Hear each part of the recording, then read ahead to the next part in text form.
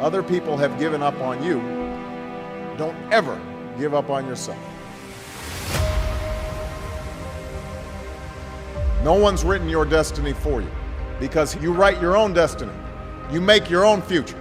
My father left my family when I was 2 years old. And I was raised by a single mom who had to work and who struggled at times to pay the bills and wasn't always able to give us the things that other kids had. There were times when I missed having a father in my life. There were times when I was lonely and I felt like I didn't fit in. So I wasn't always as focused as I should have been on school.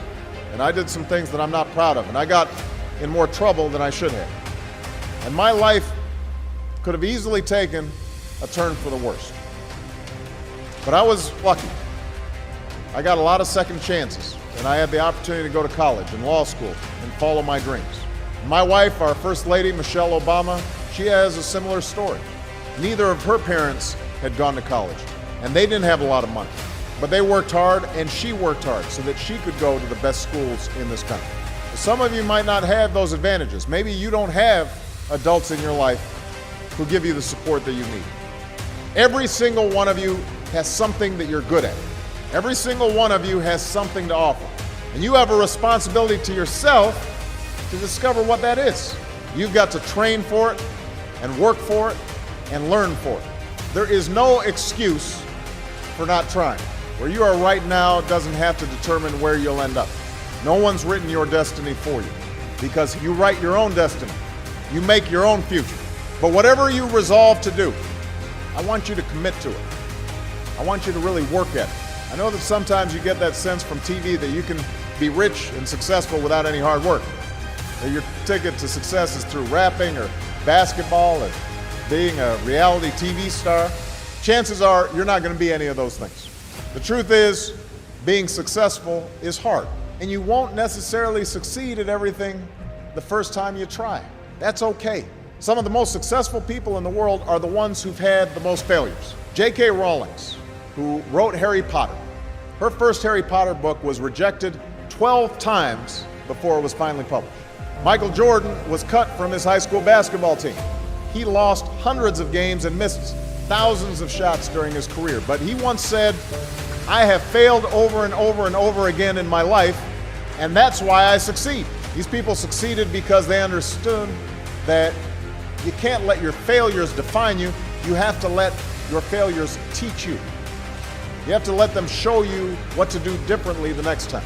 So if you get into trouble, that doesn't mean you're a troublemaker. It means you need to try harder to act right.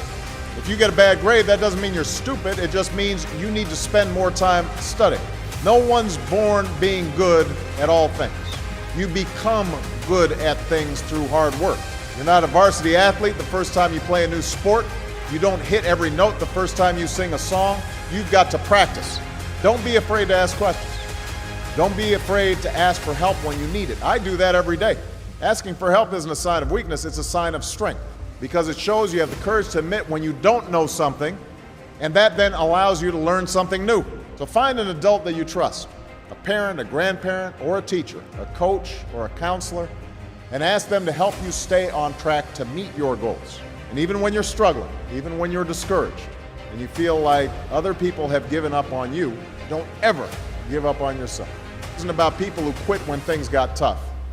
It's about people who kept going, who tried harder. I expect you to put your best effort into everything you do. I expect great things from each of you. So don't let us down. Don't let your family down or your country down. Most of all, don't let yourself down. In the face of these challenges, it may be tempting to fall back on the formulas for success that have been peddled so frequently in recent years. It goes something like this. You're taught to chase after the big money, and you figure out how big your corner office is. You worry about whether you have a fancy enough title or a fancy enough car. That's the message that's sent each and every day, or has been in our culture for far too long, that through material possessions, through a ruthless competition pursued only on your own behalf, that's how you will measure success. Now you can take that road, and it may work for some. But at this critical juncture in our nation's history, at this difficult time, let me suggest that such an approach won't get you where you want to go. it displays a poverty of ambition. That in fact, the elevation of appearance over substance, of celebrity over character, of short-term gains over lasting achievement is precisely what your generation needs to help end. I want you to remember that each of us is only here because somebody, somewhere, invested in our success. Somebody invested in us. I know that's true for me. I was raised by a single mom with the help of my grandparents. We didn't have a lot of money. Growing up, at times we struggled.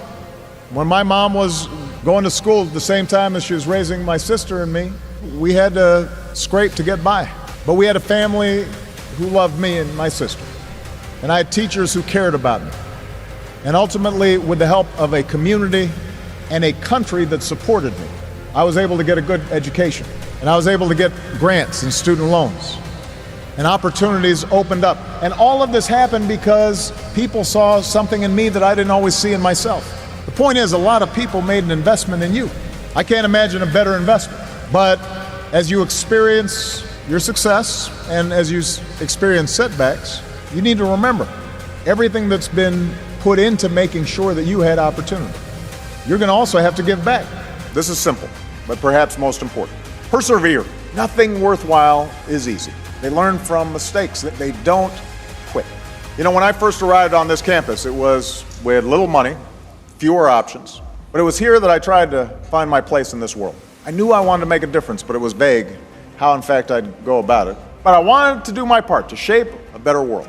So even as I worked after graduation in a few unfulfilling jobs here in New York, I will not list them all, even as I went from motley apartment to motley apartment, I reached out and I started to write letters to community organizations all across the country. And one day, a small group of churches on the south side of Chicago answered, offering me work with people in neighborhoods hit hard by steel mills that were shutting down, and communities where jobs were dying away. The community had been plagued by gang violence, so once I arrived, one of the first things we tried to do was to mobilize a meeting with community leaders to deal with gangs. And I'd worked for weeks on this project. We invited the police, we made phone calls, we went to churches, we passed out flyers. The night of the meeting, we arranged rows and rows of chairs in anticipation of this crowd, and we waited. And finally, a group of older folks walked into the hall and they sat down, and this little old lady raised her hand and asked, "Is this where the bingo game is?" It was a disaster. Nobody showed up. My first big community meeting. Nobody showed up. And later, the volunteers I worked with told me, that's it, we're quitting.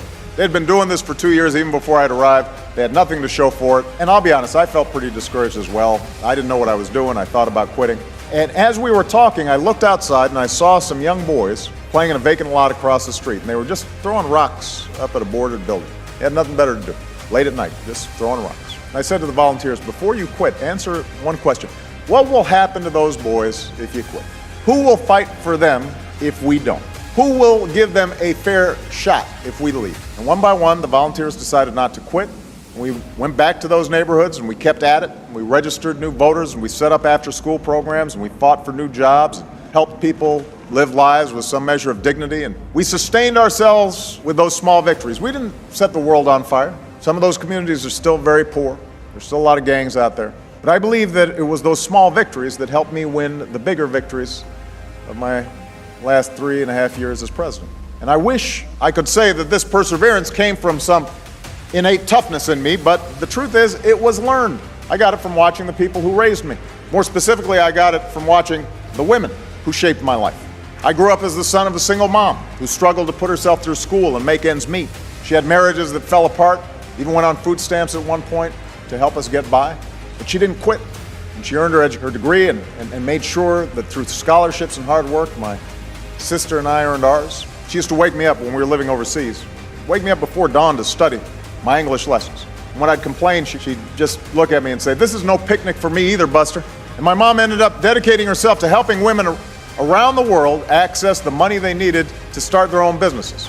She was an early pioneer in microfinance. And that meant, though, that she was gone a lot. And she had her own struggles trying to figure out balancing motherhood and a career. And when she was gone, my grandmother stepped up to take care of me. She only had a high school education. She got a job at a local bank. She hit the glass ceiling and watched men she once trained promoted up the ladder ahead of her, but she didn't quit.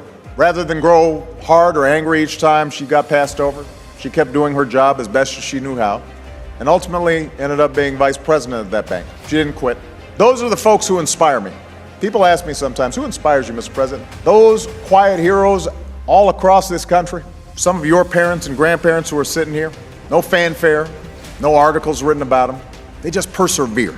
They just do their jobs. They meet their responsibilities. They don't quit. I'm only here because of them. They may not have set out to change the world, but in small, important ways, they did. They certainly changed mine. So whether it's starting a business or running for office or raising an amazing family, remember that making your mark on the world is hard. It takes patience. It takes commitment. It comes with plenty of setbacks, and it comes with plenty of failures. But whenever you feel that creeping cynicism, whenever you hear those voices say you can't make a difference, whenever somebody tells you to set your sights lower, previous generations should give you hope. What young generations have done before should give you hope. If you're ready to fight for that brilliant, radically simple idea of America, that no matter who you are or what you look like, you can still pursue your own happiness, I will join you every step of the way.